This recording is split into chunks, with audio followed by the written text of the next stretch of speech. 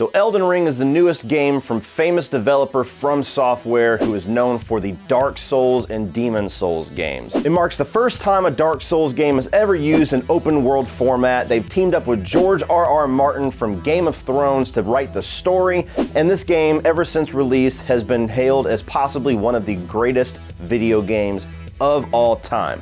Do I agree?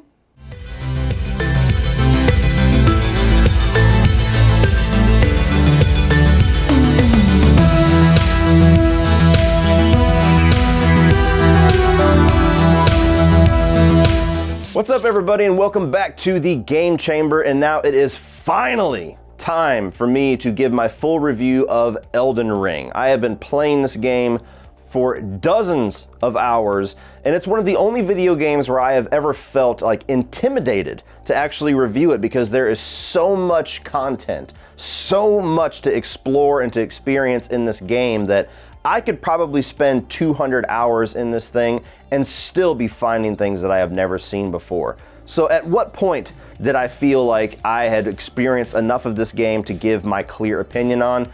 It was after about 20 to 30 hours of gameplay had not shifted my opinion whatsoever. So, as of right now, I've completed the main story. I've beaten a ton of the side bosses. I know that there is like over 100 in this game, so there's probably still at least half that I have still to experience. As far as I know, I have uncovered the entire map to my knowledge, so I've experienced most of what Elden Ring has to offer. To give a little bit of context as far as my experience with these From Software games, these Souls games, I actually have very limited experience. Bloodborne was my first game in this subgenre. I adored Bloodborne. That's still one of my favorite games of all time. And it's pretty close with this and Elden Ring. I might still prefer Bloodborne, I might prefer Elden Ring in certain aspects, but I adored that game.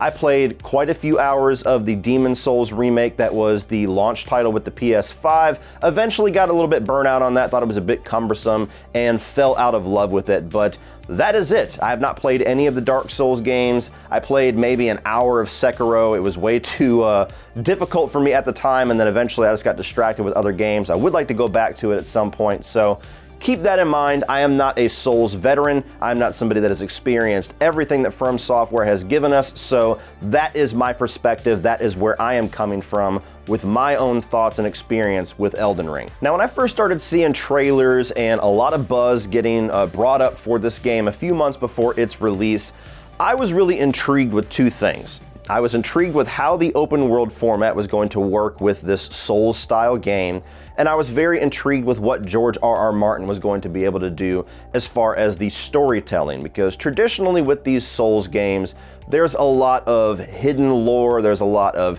texts and collectibles, and you have to do a lot of work to really understand and fully encapsulate what the story and the lore of these worlds are. It's not a game that has a ton of cutscenes and cinematics and character moments and plot development. It's pretty much all gameplay, and if you want the story, you have to work for it, you have to find it. And as far as open worlds go, I'm starting to kind of fall out of love with open worlds. I think that Grand Theft Auto really just blew the doors off for that type of gameplay approach. Certainly, there's been times where they have done it the best, and I feel like it's kind of become a bit of a crutch for a lot of games to just fill out this open world with a bunch of meaningless busy work to pad out the runtime, when really there's only about 20% of the game that feels like it's genuinely passionate storytelling or really well-designed gameplay, well-designed levels, missions, segments of the gameplay. Everything else is just kind of fluff. So I was most curious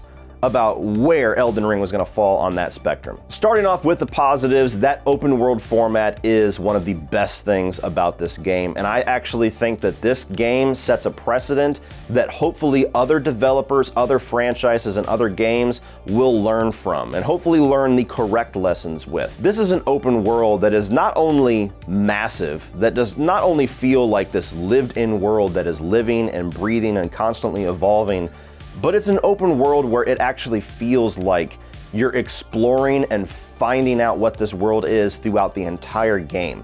Most open worlds, they might have segments of the map that get opened up later on, but traditionally it's basically the same exact gameplay over and over again. It doesn't really change up the style or the gameplay loops too much. And what I love about the open world in this game is that, for one, as soon as you start the game, you just do whatever the hell you want. There's a suggested path in the game. You know, you look at your map and you get these little arrows that tell you kind of the general direction of where you need to head to get to the next boss, to progress through different levels, and to go where you, as of right now, where your level of character is probably going to have the easiest time with. But if from the moment you start the game, if you want to go way off the beaten path and go explore shit that's way on this end of the map and then go explore over here, you could spend 20 or 30 hours just running around finding these different areas, activating these little sites of grace, trying to fight all these bosses and probably getting your ass handed to you. There is so much to explore and find in this world that at no point did I ever feel like the open world concept was getting cumbersome, was getting repetitive, was getting boring. It was just this constant sense of exploration and discovery. And especially in a Souls style game where more times than not, you're gonna get to a boss battle and get your ass handed to you a dozen or two times, and then you're gonna have to go back and farm and level up your character and explore other things and then come back and attempt it later on. I love the fact that the open world allows you to do that without just making that experience absolutely miserable and agonizing. Like with Bloodborne and the old school Souls games, you get to a boss that you can't beat, you're just stuck. You have nothing else that you can do. You're not progressing past that, so you have to go back to old segments of the map or sections of the map that you know is good for farming, spend an hour or two just doing the same loop over and over, gathering runes or blood echoes or whatever they call it in that specific game to level up your character, and then go try it again when you're a little bit more beefed up. Here, you can leave and literally go explore completely other sections of the map that you've never seen before and spend 10, 15, 20 hours if you want to, discovering other elements of this game, and almost to the point where you have to be reminded, oh yeah, there's that boss that I have to go back and fuck up. Don't. I had one hit left. One. Fucker, again! Right there, right fucking there! Go to hell.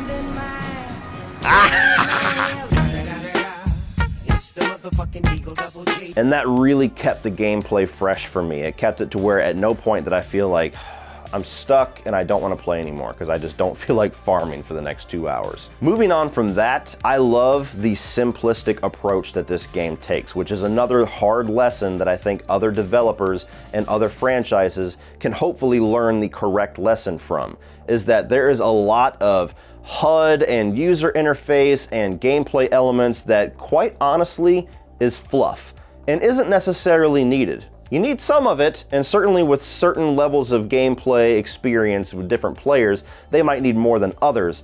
But this game just drops you in, doesn't give you a ton of explanation of where to go or what to do, or really set you on one beaten path.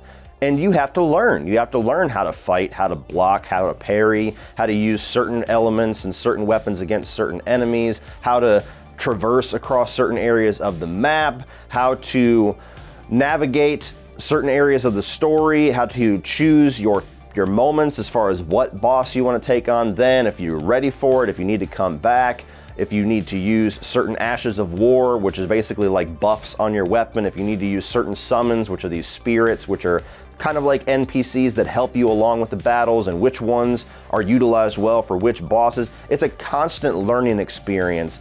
And so often it feels like games just spoon feed you the answers to where you're almost just on a treadmill, just going through this beaten path that they have already hammered out for you, and you can't deviate from that very much. I also liked the variety in gameplay, the variety in weapons, the variety in spells and magic that you can utilize in this game. Again, I don't have the most experience with this franchise, but I know for the little bit that I have experience, have never really used magic. It never really seemed like it was that useful, and that was kind of a controversial element to this game, to where a lot of people, like Souls veterans, were viewing magic almost like cheating. Like, oh, that's the easy way to do it. You just stand way back and just launch projectiles. But I actually like the way that you can do both. You can build out your character however you want. If you want to beef him up for strength and dexterity and just go full on hand-to-hand close quarters combat, or if you want to buff up the magic and the intelligence and the faith and do more of a long range type fighting character, or a mix of the two, you have all the freedom in the world to play however you need to,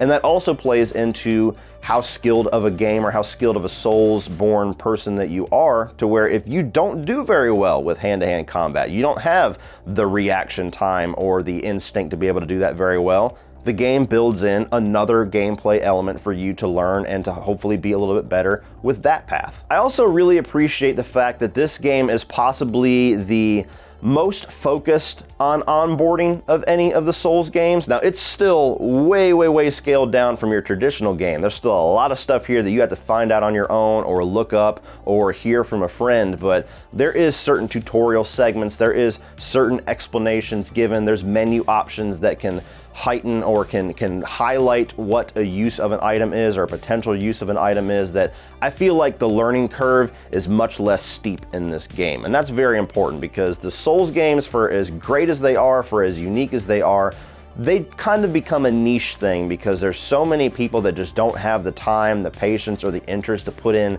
that level of work to even understand the basic mechanics of a game.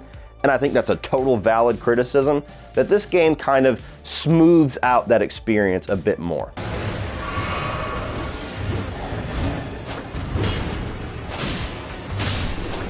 Yeah. First boss vanquished. I also loved the new gameplay elements that they implemented, which is the horse traversal and combat, as well as the stealth combat. Early on in this game, stealth will save your ass. I don't use it as much later on after I become much more overpowered and I've understood the mechanics and I can fight and hold my own a lot better, but you can go back and watch the live walkthroughs and the live playthroughs I did early on in this game, and if you're not walking around sneaking and stabbing people in the back, you're gonna get fucked up over and over again. So I love the fact that they implemented that as a path that you can take to avoid really bad interactions with certain enemies, to kind of even the playing field a little bit more. And the horse traversal was always really fun. It was fast. It was very useful, especially when you have these little cloud tunnels where you can literally leap at the top of mountains. Sometimes it's the only way that you can traverse. And it even changes up the gameplay a bit in certain boss battles or certain mini boss encounters, to where you can run around and do all of your fighting from horseback instead of being on the ground on foot. And it does keep changing the gameplay up a bit more. There's some bosses where you're out of your mind if you think you're going to do any damage without a horse. Hello, Radan. Moving on to the mixed, and this is kind of my overarching thoughts on the game, just isolated in one thought. Is this game too much of a good thing? Can you have too much of a good thing? On one hand, I love the fact that this game is so massive. I love the fact that there is constantly things for you to explore and discover. I love the fact that you can spend dozens of hours off of the main path of the game just doing your own thing. I love the fact that there is tons of boss battles throughout here with a bunch of different varieties of both difficulty as well as the things that you will receive as rewards for said boss battles. And I love the fact that this is a game that I could probably go back to all throughout the year and still have some fun with it, because there's still so much that I still have to discover, even to where if I was going to do New Game Plus and just change up the difficulty of the bosses a little bit, even that adds replay value. Replay value is something that I think suffers in a lot of modern games, to where you play it once and you pretty much experienced all the game has to offer. And for games that are getting to be $60, sometimes $70, I think we get ripped off a little bit with the amount of gameplay that we're given. If getting a lot of gameplay for your money is your objective, Elden Ring might be the best value in video games that I have seen in a couple of generations. However, on the flip side of that, for me personally, I do feel like the amount of content available in this game is a little bit overwhelming for the experience that I would prefer to have. I love having dozens of hours of things that are available to me, but at the same time, I think there's a lot of value in having a very tight and a very efficient runtime of a video game. I think that there is a certain time where, just like with a movie or a book or a TV show, something can overstay its welcome a bit. Sometimes there is a moment where it's like, okay, right about now you should be wrapping up, because I'm starting to have those falling emotions. I'm starting to kind of feel a little bit like things are dragging out just a tiny bit too much, now is a good time to end.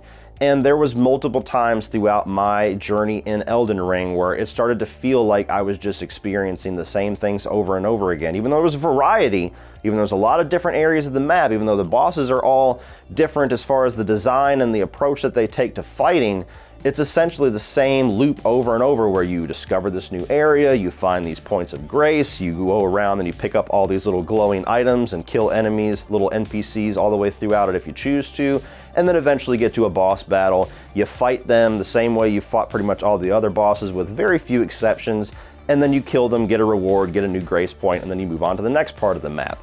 And after 50, 60, 70 hours of that, there's a point where I started to feel like it would have been nice if we could have wrapped up this main storyline and wrapped up the main chunk of the game by now. And so I have found myself at certain points in my time with Elden Ring feeling like it's overstaying its welcome a bit. Like, oh my God, how many more bosses are there? Like, am I even close to the end of the game? Is there more story bosses? Are the bosses that I'm fighting right now optional, or am I actually on the main path? Because I kind of want to get to the end of the story and wrap up what the story is and get to the ending of the game. And then if I want to explore more after that, that's fine, but I just kind of feel like I'm spinning my wheels a little bit in this giant ass world. And I do think that's one element that's going to continuously make this type of game a bit more of a niche property, to where even though this is a little bit more of mass appeal to it, even though the onboarding is certainly a bit more focused and much smoother and less of a learning curve than some of their other games, even though the open world does allow a lot more exploration and for people to take the game at their own pace, there's still a lot of people that are going to play this game that are going to feel just overwhelmed with the amount of stuff in it. I felt that way when I played The Witcher 3, where I was 50, 60 hours into it, and I'm like, I feel like I'm still in the first act of the game. How long is this fucking thing? And the answer to that question of whether this game is too much of a good thing is going to completely depend on you. There's some people that are going to play this for 200-300 hours and love every single second of it. My brother-in-law is on his 6th playthrough of this game, and he's got like 200 hours in. I'm somebody that I'm about 70-80 hours in, and I'm like, man, starting to feel that highway hypnosis. Moving on to the negatives. Now, some of these things that I'm going to discuss, in the hindsight of all the great things that this game does, they're very minimal critiques to have, but they're very valid. One of which is the graphic quality in this game. Elden Ring does not look like a next generation game. It looks like something that maybe came out halfway through last generation. I don't think that the graphics are all that much better than what we saw in Bloodborne. If I'm being completely honest, I think that the art direction and the lighting and just the design in general of Bloodborne, which is 7 years old at this point, actually looks a little bit better than Elden Ring. I also think that the variety, the visual variety in this game is not as expansive as it should be for how massive this world is. Now, there's certain areas of this map that look very different. You have your main areas, that's a lot of forests and ruins and grasslands, and then you get into areas of the game that's almost like a living volcano where there's lava and just blood rot pools everywhere. You've got a frozen area in the mountains, so there's a little bit of variety, but there is a lot of this game that looks very similar structurally, visually, art direction wise, to the point where it's a little disappointing. For how massive and expansive this game is with its map, I would have appreciated much more of a variety in making all the different areas of this map feel like its own living area that is different from the area I just came from. I also had a very continuous issue with PlayStation Network deactivating mid-gameplay and sending me back to the main menu. You have the option to play the game and start it offline, but you're going to cut yourself off from all of the messages, all the blood stains, and you're also going to cut yourself off, obviously, from the multiplayer aspect where people can invade your game or they can request your help, vice versa. And so you're cutting yourself off to a lot of the experience of Elden Ring. But while playing online, I would say 2/3 of the times that I turned this system on and started playing Elden Ring, at some point in that gameplay session, I would get kicked out and sent back to the main menu because PlayStation Network deactivated for a second. And I just don't understand why that is a thing. Why can't the game just keep going, take me offline, but not fucking erase where I'm at? Mid-boss battle a couple of times where I'm doing great and it just goes, no, fuck you, go back to the main menu, you lost PlayStation Network, log back in and try again. Why is there not an option to just go into the pause menu and reconnect to PlayStation Network, or just take me offline and let me continue playing? That really started to piss me off after a while. I also found that the boss battles in general, especially when you're 60, 70 hours in and you have taken on upwards of 80 bosses, that the gameplay in the boss battles didn't have a lot of variety to them either. Now, there's a couple of boss battles where things are changed up a bit, namely the main storyline boss battles. You know, there's one where you have this chick who's up inside of this little glowing orb, and you have to search around her little schoolhouse and take out whatever NPC enemies are glowing as almost like a little puzzle to get her to break and come down. And then there's a whole second aspect to her gameplay where she's sending little spirits after you. There is also the Radon, whatever you want to call him, boss battle, to where it's this hulking fuck with 2 giant swords and a little tiny horse, and you have to summon NPCs of your friends to go and distract him, and that boss battle was very unique. But the vast majority, 75 to 80% of these boss battles are basically the same thing. It's just slash, slash, dodge, block, slash. And again, just kind of keeping up that theme of not quite enough variety for the size of this game, I would have appreciated a little bit more creativity in some of these boss battles, incorporating some gameplay change to make these encounters feel different from the other encounters that I've had, and most of them just did not have that. They were just standard boss battle. I also personally felt very underwhelmed with the story. I did not feel George R.R. Martin's stamp on this story whatsoever. There was not a whole lot about this that felt different from the other Souls games that I have played. For somebody where you're really marketing this game off of their name, and for somebody that has a property that is just such a pop culture smash like Game of Thrones, you walk into this expecting a certain style, a certain form of storytelling, or just some kind of stylistic elements that are call-outs, that this is George R.R. Martin's stamp, and I just never really got that. And this is, again, an element that's going to be very different for every individual player. I'm somebody who doesn't necessarily like the form of storytelling where you have to go and read all these collectibles and talk to NPCs and do a lot of digging to formulate the lore and the story of the world. I like to have some cinematics. I like to have a little bit more straightforward storytelling. That's just my own personal preference. But my biggest annoyance with this game by far, which is where I feel like the minimalistic approach that is so genius in some aspects of this game really goes over the line a bit for me, is that I feel like the fact this is a massive open world game with a ton of different quests, a ton of different characters, a ton of different mini storylines and subplots going on all at once. The fact that there is no way whatsoever in this game to track what it is you are currently doing was fucking ridiculous to me. Again, you're gonna have some Souls veterans very passionate about this style of gameplay that are going to curse me out in the comment section for saying that are gonna tell you that you just need to figure out how to play these and you could just keep a little written notebook next to you. Fuck all that. It's 2022. I'm not putting a fucking notebook next to me and writing, okay, I talked to this guy at hour 27 and he said this cryptic ass shit, so I need to write this down so at some point 40, 50 hours from now I might find what he's talking about and not even realize it. I can go back and look at my notebook. I'm not saying I need it to be spoon-fed to me. I'm not saying I need a bunch of HUD. I'm not saying I need tons of menus and quest markers and a bunch of different points on the map telling me you need to go here and just holding my hand throughout it. Something as simple as just a dialogue log. Something that will tell me you talked to this person and this is what they said, keep this in mind, would have done wonders. I think the fact that you have a game that is this massive, and for me, the vast majority of people playing it are not going to be able to progress very much throughout this game without Googling the shit out of everything, or having a Reddit thread open, or looking up a walkthrough on what the fuck quest is this guy talking about. I have no idea what the hell this cryptic shit that just came out of his mouth means. What am I supposed to do?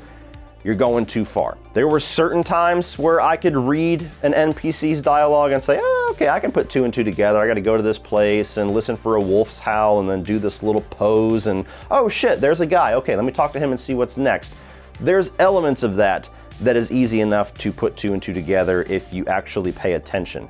But there is a lot in this game where unless you just explore every square inch of this game and just knock on every fucking wall with your sword, talk to every single person, use every single item in your inventory at random points to see if there's any significance in the spot that you're standing in right there, I don't know how the fuck you could possibly figure out half of these quests without a little bit of help. All in all, guys, I have enjoyed the living hell out of Elden Ring. I'm still a little bit undecided on whether or not this is my favorite of the Souls games thus far or it's Bloodborne. I certainly prefer the open world approach, and I like a little bit more of the easier learning curve that we have in Elden Ring, while I definitely prefer the art direction and the look and the more gothic nature of Bloodborne. But just saying that this is in competition with Bloodborne should tell you what I feel about this game, when Bloodborne is one of my favorite video games of all time. So Elden Ring, I think it's a hell of an achievement. I think that there's way more in this game to commend than the things that you can have gripes or issues with. But I certainly think that there are things in this game that could have been done differently, that should have been done differently, and I would not go as far as to call this thing a masterpiece. It's certainly a massive achievement in gaming. It's certainly a game that I think is going to cause some changes in the gaming sphere, in the gaming industry, that are very necessary changes. And I think for some people, this is a video game that is going to be one that they will remember for their entire lives. For me personally, it's not quite that game for me. So if you've been intimidated with checking out the Dark Souls games or any of the From Software properties, definitely give Elden Ring a chance. And if you do in fact enjoy Elden Ring, you have a massive amount of content for your money. Well, that's it, guys. That is my official review of Elden Ring. Let me know down below what your thoughts are on this game. Are you in the camp that thinks that this is one of the greatest things that have ever happened in the video game industry? Or are you one of those people that picked this up and just could not get into it? Or are you somewhere in the middle? Let me know your thoughts down below, guys, and we will talk about it. Please like and share this video. It's coming out later than a lot of the Elden Ring buzz, so please help it get some success out there that's probably going to have a bit of an uphill battle for. I just did not feel comfortable reviewing this game until I had experienced a lot of what it had to offer. So help this video out, help me out, and also hit that subscribe button to the Game Chamber if you enjoyed this video, want to check out all my future content. I've been doing gaming live streams for the new games that I've been playing. Of course, we got reviews. I've also done top 10s and some rankings, and I plan to do a lot more now that the biggest chunk of gameplay is behind me now as far as the year of 2022. So look forward to a lot more content and a lot more of a variety of content on this channel. Also, if you're a movie fan, I have a main channel. The link is also down below. It's a channel that I've been doing for 6 years, so if you're a movie fan, definitely check that one out as well. Thank you guys for watching as always, and remember, the Game Chamber is Commander Shepard's favorite channel on the YouTubes.